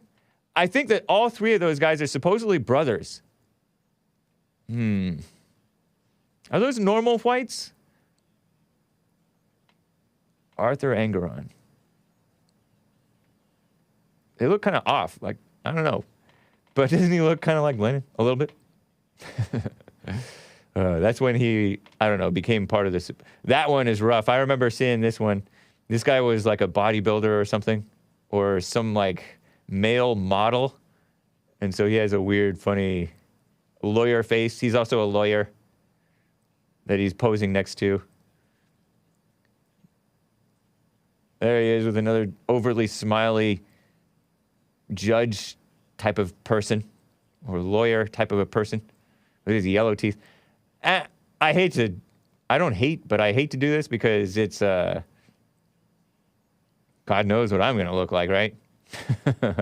Looking all rough. Terrible, huh? Death on your door. Death knocking on your door. You know how we live, we being everybody, live hell in our lives and just sin and doing wrong and vices, and you get away with it when you're young. And then it catches up with you. You get a beta back, and then you turn like ugly if you're fortunate enough to grow old. I guess it's fortunate. I'm not sure. And like you descend into like hell. You already look 50, Hake. Whatever, man. You just don't know. Anyway, never mind. But anyway. Lenin was not a German asset. That is stupid propaganda. Like they were making lampshades, skin lamps, and Hitler was a Rothschild. These things are stupid, says Kevin Howe. So there's the balanced view, okay? So just because Denny in Bulgaria said it doesn't necessarily mean it's true, but I think there is some truth to, especially the culture over there, how they're thieving and conniving, even though they're supposed to be Christians, including those Armenian Christians. They come over here and they become Democrats. It's not Christian. And they still stay conniving. Hake looks 36, says Tom New. So now you have a balanced approach on who looks who. Jesse is 72. For heaven's sakes, says Sugino. Yeah, and he looks great. Anyway, that's my coverage of the this anti-Trump judge. And how old is Arthur Engoron? Arthur Engoron age. Don't know, but his term ends in 2029. I don't know how old this guy is. I was going to compare him to Trump's age, you know? Because Trump looks great, too. Anyway, let's get to some more actual news. Because, you know, the people who are listening on the audio feed weren't able to enjoy that. Where trans rights are being restricted. This is from the far-left female-run outlet, The Skim. I mentioned this in Hake News. Oklahoma. Yesterday, Governor Kevin Stitt, S-T-I-T-T. Is he a rhino? I generally assume that all Republicans are rhinos until proven otherwise. 49-year-old man, married. Don't know if he's a father. But he's an American businessman and politician, the 28th governor of Oklahoma, where the wind comes sweeping down the range. And he's a member of the Cherokee Nation, so he's part Injun. American Indian? He's the first tribally enrolled Native American, so-called Native American. I call it American Indian. Or Indians, to avoid the confusion with the India Indians, right? Because we have so many of those, such as Dinesh D'Souza, who is not, I will remind you, actually, a convicted felon, by the way. He's not a convicted felon. He's a pardoned man. Trump pardoned him. Thank you to, I do not use hair dye, what the heck? Trump pardoned him after the kangaroo court went after him, the Obama administration. What a mess. So this Stitt guy, anyway, he's an Indian man, but he's a Republican. That's cool. American Indian. But anyway, I don't know if it's cool or not. I just said that. He signed a bill banning non-binary gender markers on state birth certificates. Ooh. Let's go a lot further than that because these people are mentally and spiritually ill. It's not good. You don't encourage this, you know? The move comes as states across the country have been moving to restrict LGBTQ and abortion rights. No such thing as either one of those. Many states already only offer male or female gender options on birth certificates, but Oklahoma is reportedly the first to prohibit a non-binary option because I think the State Department in the nation, Biden's State Department, is saying you can have an X on your passport. Did you know that? An X is in you don't want to, you don't want to, I'm laughing because somebody said Hake's not a natural redhead. Hate, you don't want to be a man or a woman. You don't want to be what you are. You hate God, you hate nature, and nature's God. The law is apparently set up to go into effect immediately because it's an emergency law in Oklahoma. The law's purpose is to bring clarity and truth on official documents, but Democrats reportedly say the passing of the law is a grotesque power move. You're grotesque. Propping up the non-binaries, pretending that going along with their delusions, that's grotesque. You know? I know that.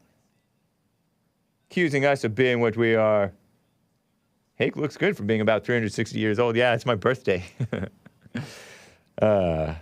Okay. Anyway, let's talk about the science. Have you ever, are you a science rejecter or are you so dumb?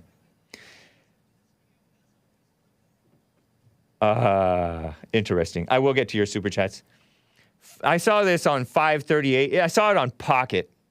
Pocket promotes liberal headlines. It's on, I've talked about this a lot, you know, Pocket headlines. It's promoted on Firefox, which is liberal. They hate Christians. 538 is a liberal outlet, far left, enemies of Trump and enemies of America. They have this headline by Monica Potts out a couple days ago, why being anti-science is now part of many rural Americans' identity, and why that will make communication around the next crisis so much more challenging.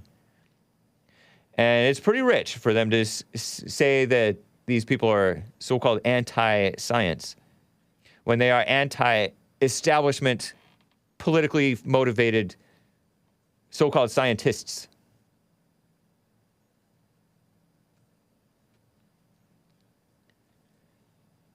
And they tell, and in this headline, it has a photograph that's of a, I don't know, someplace in the South, that on the wall it says, "Arrest Fauci." And it has a drawing of, you know, that child in those old school cartoons. There's this weird-faced, round-faced kid in a hand-drawn cartoon from the old days.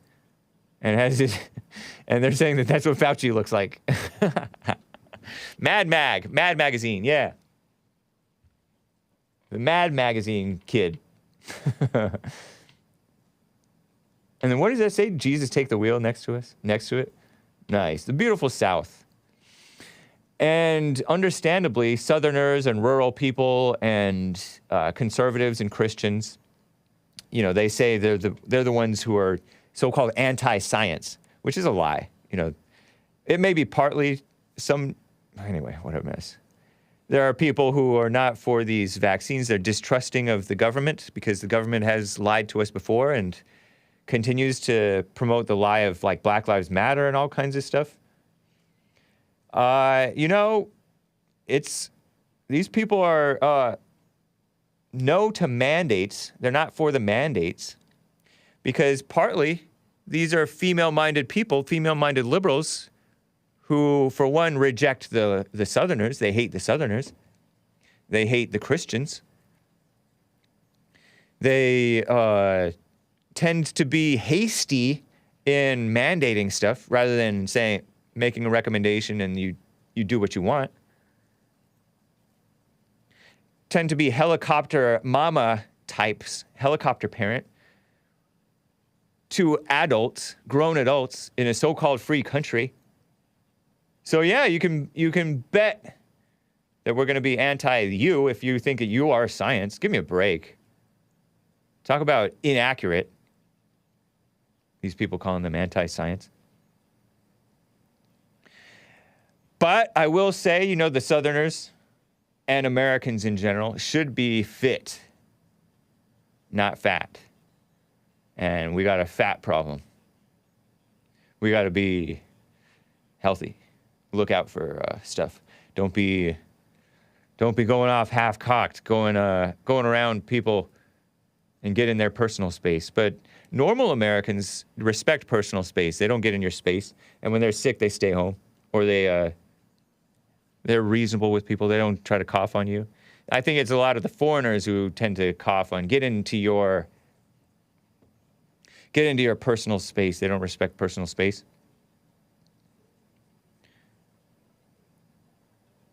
Trust in so-called science has become increasingly partisan, and it shows Democrats' trust in science is way high at 68%, and then Republicans way down, just above 30%. And independents are right around like close to 45%. So-called science. But really what they're talking about is the so-called scientific community, which is in bed with the government, and it's corrupted by the government. And these are a bunch of liberals.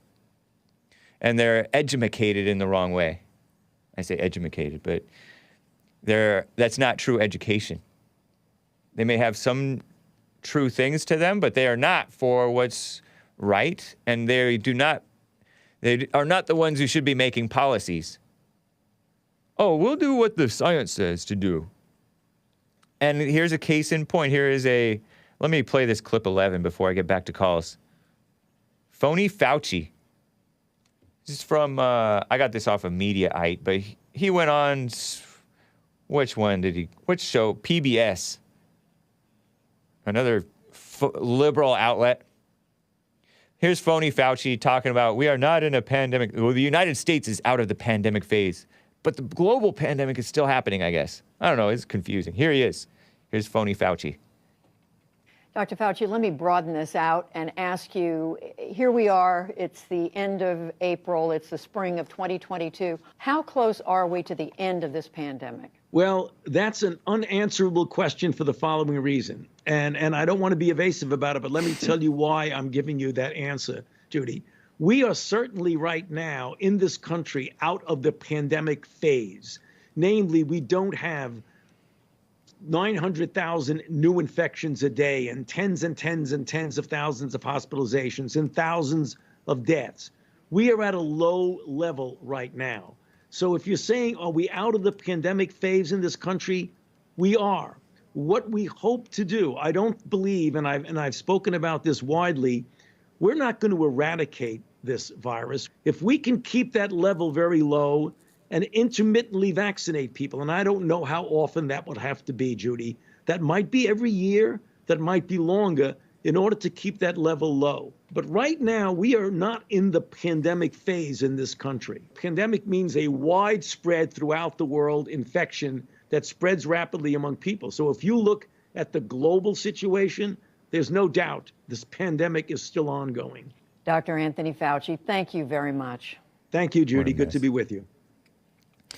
And some people say that this guy just likes being on TV.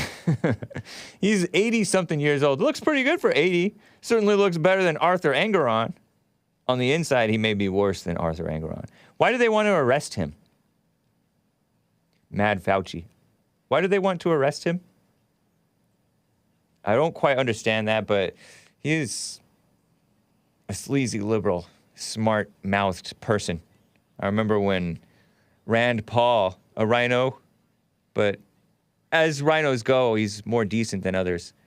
Rand Paul, out of Kentucky, senator, I believe, confronted him about, they were funding gain-of-function research on these viruses over in China, in Wuhan, China, and Fauci's like, you don't know what you're talking about. Yeah, he's 80-something. Phony Fauci. Arrogant person. If believing him means trusting the science, give me a break. Makes me want to spit. I got a super chat to read for you guys before I get to the calls. Brandon M. over there on Odyssey says, if you want to go down the rabbit hole, Lenin was schooled in London. And Trotsky, as in the guy who came up with, I think he was pushing the racism notion, right? Pushing the word racism out there. I don't know if he coined the word racism. I don't think he did, but he pushed it. Trotsky, another commie, right? In New York City. Lenin schooled in London, Trotsky in New York City, and they were bussed out in Berlin into Russia, at the behest of powerful bankers to take Russia out of the war and destroy their financial system. There is some truth to the conspiracy.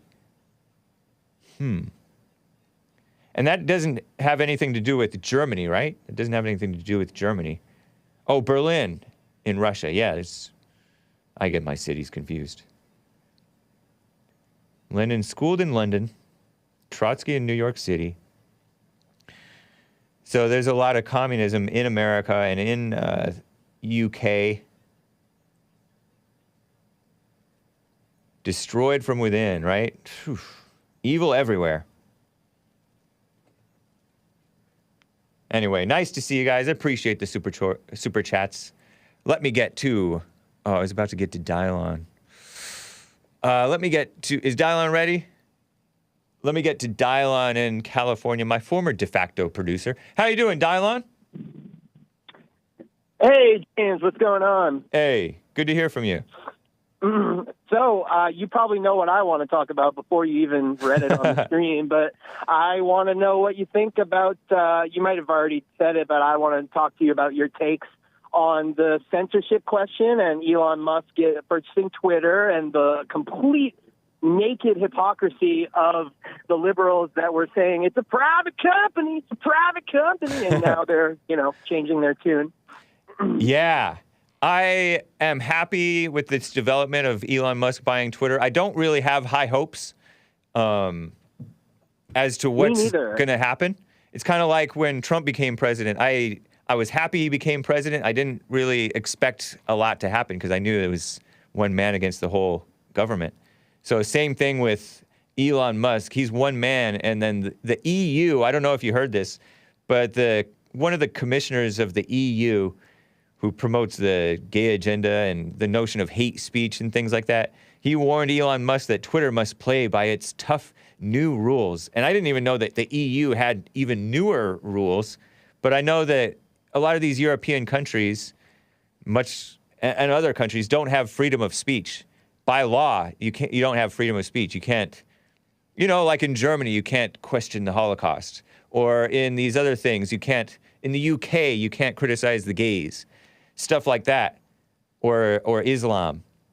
So you're not going to have freedom of speech because, Elon is going to have a tough time forcing free speech on the rest of the world that's anti-free speech. And then half of the country, too, seemingly, in America is against free speech, too. So I don't really expect him to, but I do expect the culture to change a little bit. And so I do appreciate him for what he is, if that helps. Well, if you really didn't expect much to happen with Trump, then you're a lot smarter than the rest of us. Because with everybody else, I did expect kind of a sea change, and it was a little premature. I remember thinking after 2016, I was like, the liberals are never going to win an election again. And other people were saying that too. So, but I wanted to know more. What do you think of do you see now the wrongness of these arguments that people make of it's a private company, they can do what they want, and free speech only means the government. It's only censorship if it is the government stopping you. And now you see the kinds of people that were making those arguments completely are flipping and changing their tune because they didn't think this was going to happen. And I'm wondering if that shows to you the evil of those arguments all along. That's an interesting question. I know that liberals and people who are for evil, they don't really care about truth or consistency in their arguments. It doesn't affect them to call them a hypocrite because they are evil. Their job is to be evil, to be liars and deceivers. And so there are some suckers, some more like lawbertarians, if you will, who say, oh, it's a private company. But how private, honestly, was Twitter? I think they were, and honestly, even if they were a private company, they're effectively shutting down whole sectors of the, like you say, public square. I don't know if Twitter is the public square, but it's certainly part of it. They're shutting down whole sectors of people based on their politics. And they say, oh, no, it's based on our values. Well, your values are all political because these people don't have real morals. They don't have real morality. They have this notion of, political correctness, for lack of a better word, coming to mind. Well, yeah. But you see, the kinds of people that were making those arguments, I feel now we see their true colors. And to me, it vindicates what I've always suspected and felt, that these arguments are just garbage, evil arguments, that it's not censorship unless it's the government, that a private company can do what they want. Right. All that crap. I agree with that. I think I want to bring back like what I call the spirit of the freedom of speech. By that I mean, for example, Jesse Lee Peterson has people who are his bitter enemies. There's this fat guy who was host of TV at TV1. I'm blanking on his name, but his wife is a fat preacher too. And he hates Jesse, but he got in trouble for making fun of the gays or something like that. And he almost lost his job, or he might have lost his job. And JLP, although he is bitter enemies with this guy who hates him, he would never want him to lose his job over a disagreement. But these people want you to lose your jobs. You know, in some cases, I do want people to get out of America. I would love for them to get out of America. You know, like the ADL, they're enemies of America, enemies of whites and Christians and decency. Yeah, Roland Martin is the guy. Yeah. So these people are, we need, free speech is much more than just being safe from censorship by the government. It is the people valuing your right to speak, even if you're wrong or misguided. It's a culture. Yeah. But then I will admit, it is just really unfortunate that the way the First Amendment is written, that they have a technical point when they say that it only applies to the government. So what would your argument be when they point out that technically that is what the First Amendment says? It shouldn't say that, and the forefathers, if they had known what was going to happen, they wouldn't have said that. But do you have a good argument against that? Yeah, I think I do. These commie capitalist social media establishment people they're more powerful than the government to shut citizens down. They are. It's no longer just the government who can shut you down. You know, the government with their guns and stuff like that who can shut you down. It is these so-called private companies who can shut whole swaths of the citizenry down.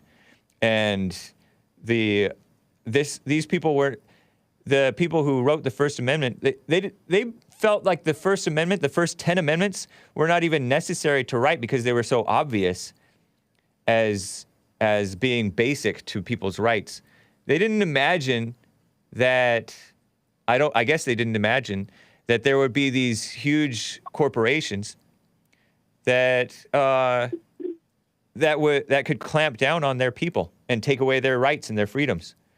The Bill of Rights were supposed to be self-evident, so it was controversial even to write them down, because if you write them down, then they can be taken away. And that's what they're doing. They're taking away the First Amendment, the Second Amendment, the Fourth Amendment, and all kinds of stuff. So is that a good argument, saying that these people are more powerful than the government? Effectively, they are the government?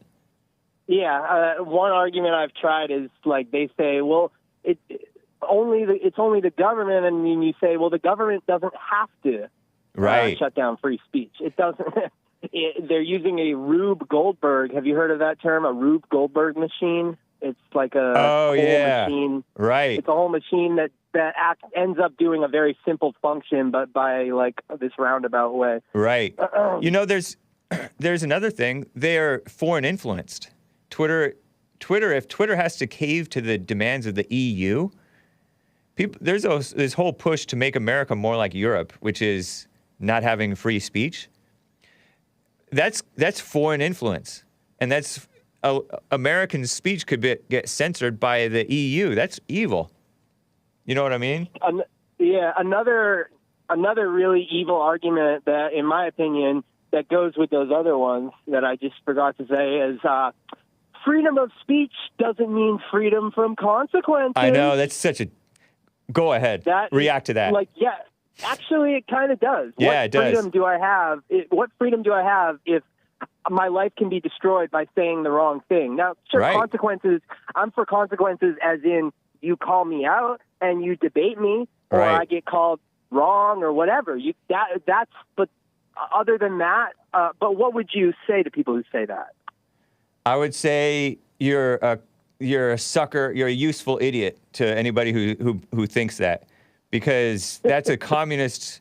As a communist intellectual notion, roundabout way, like you said, to eliminate freedom of speech. Because going back to the example of Jesse Lee Peterson versus Roland Martin, he doesn't want Roland Martin punished for being evil, for speaking evil and lies. He doesn't want him fired just because he disagrees with him. And, well, it's more than just a disagreement. Roland Martin is for evil, but he doesn't want him fired from his job just for that.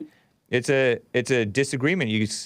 He's within the bounds of not breaking the law, not assaulting people or anything. But they call speech harmful now, so they're stupid. Yeah. Well, I'm glad we're on the same page about that. Hey, did you happen to see my macing in Dallas on the Ralph retort? I think I did see that. Yeah, you had to like count to like 30 to before you were able to put the milk on. Yeah, I did see that. He got Ethan Ralph maced DIELAWN. Yeah. For views or for followers. Telegram followers. Nice. Well, congratulations. Yeah. All right. Well, that's about it. I'm glad we're on the same page, and screw these evil arguments of the things I just said. Nice. Got to call them out every time we hear them. Yeah. So infuriating. Yeah, very true. It's so female. It's the intellectuals are easily manipulated and brainwashed. By intellectuals, I mean the people who fall for arguments like that. But thanks, DIELAWN. Appreciate it. All right. Later. Take care. Sorry, kids. Let me get to a first-time caller, Dustin, in San Diego, California. Dustin in San Diego, how are you doing? Hey, what's going on, Hake? Hey. Hey, man, I'll tell you what, that Mad magazine, that example was hilarious. Yeah, he does look like him, huh?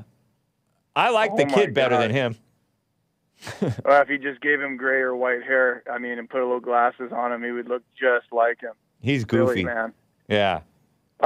Yeah, I just wanted to comment real quick. I won't take up too much of your time, but I do rideshare down here in San Diego, and it's really interesting what the people that you would pick up. You obviously don't know specifics about people, but I was downtown and I randomly picked up a guy. It was probably a month or two ago, and obviously during that time, rideshare, they were still implementing the masks and everything. As a matter of fact, the rideshare up until this most recent mask lift, it was very strict. Yeah. Even though some cities were kind of loosening up whatever rideshare was, the airport, the airline. Oh yeah. They were basically following exactly what the airlines were following, because obviously you have a lot of people coming from all over the place, and so on. Well, at that point in time, I picked up a ride, and what I do when I go to pick somebody up is I don't wear a mask.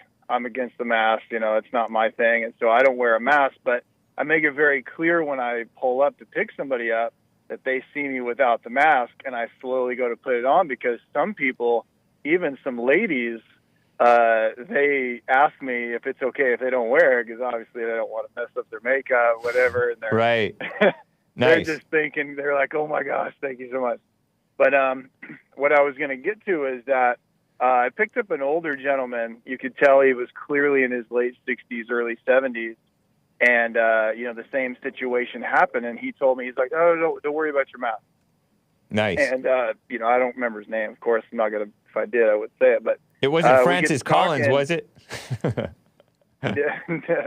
No, but very humble guy, very good guy. Nice. Well, come to find out, he kind of pushes on me the fact that he was the director of West Coast something or other based out of San Francisco for a long time, health and infectious disease.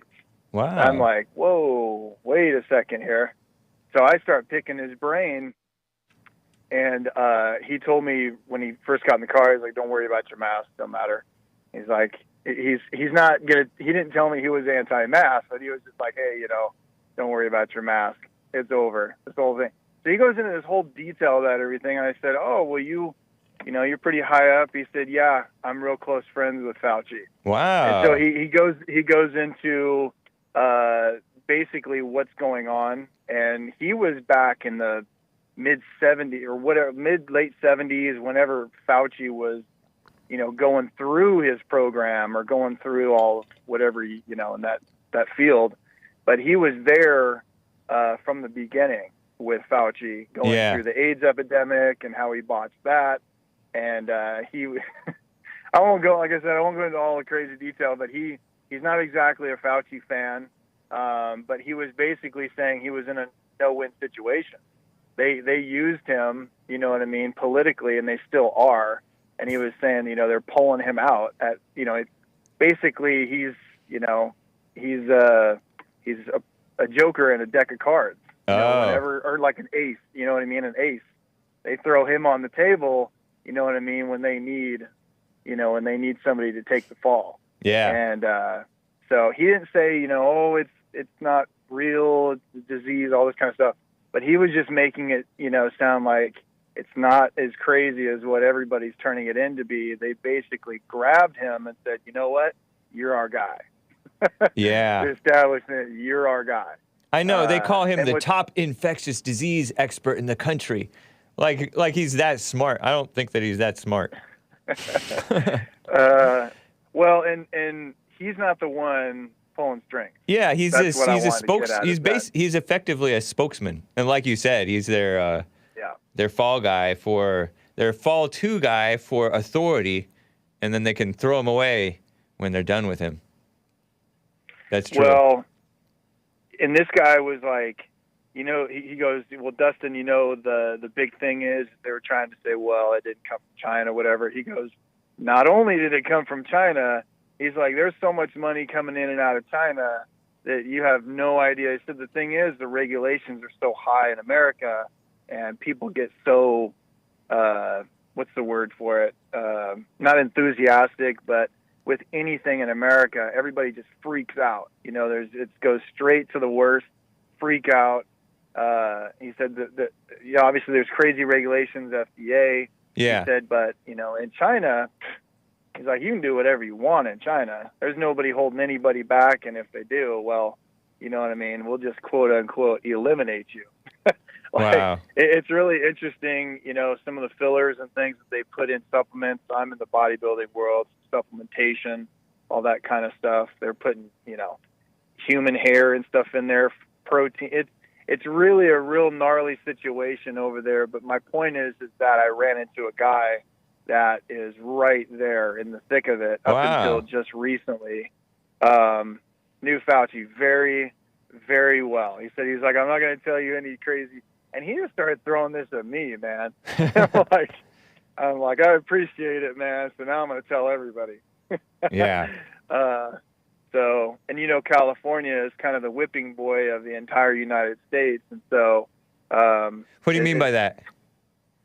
Well, I mean, everything. So California, what people don't understand about California is everybody complains about California, but you know what I mean? You know, with Hollywood and what's going on. Right. With pharmaceuticals and all that kind of stuff. The problem is people in the Midwest are the ones that are paying for Netflix and Amazon, and all that money goes right back into Hollywood. Yeah. It's like for the entertainment, you know, and all the medications and all that kind of stuff. So I see what you're saying. Yeah, they're California's incredible, man, but they're kind of getting scapegoated when the whole country is corrupt. That's true. I've noticed that even among the beautiful South, a lot of Southerners, we need a renewal of we need a renewal of men across the country for sure. So well, that people that's the thing is, it's crazy, man. 70% of divorces are initiated by women. Right. Men just aren't standing up and taking charge of, you know, relationships and so on, and truly getting into relationships and, you know what I mean, putting their foot down. And it all comes down to the biblical foundation, man. That's just a fact. So, but I was just saying, California is incredible, man. It's just the delegates are so much, and it has too much control, and you've got but down here in San Diego, man, I tell people that come in here all the time, San Diego is about 50-50 because you've got, you know, the military influence. People come from LA and they're like, holy smokes, this isn't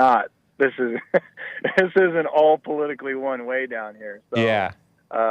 You know, and I come from Texas, so yeah, just kind of crazy. But anyway, I just went off on a complete tangent right there with a couple things. But yeah, man, ran into a guy health and infectious disease, and nice. You know, he was, you know, saying, you have nothing to worry about. You're good. Take the mask off. Right on. I appreciate it. But, all right. Thanks, Hake. Take care. You as well, Dustin.